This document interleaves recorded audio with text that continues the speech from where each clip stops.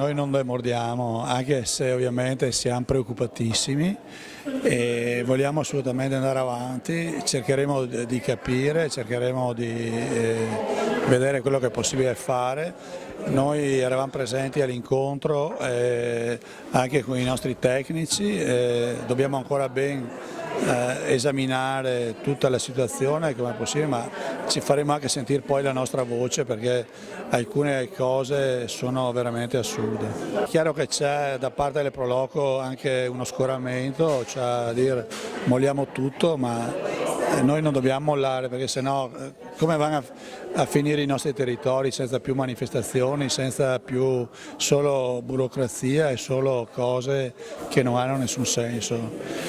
Bisogna che recuperiamo nella nostra società il buon senso. È chiaro che noi siamo per la sicurezza, ma non per l'iperbole della sicurezza.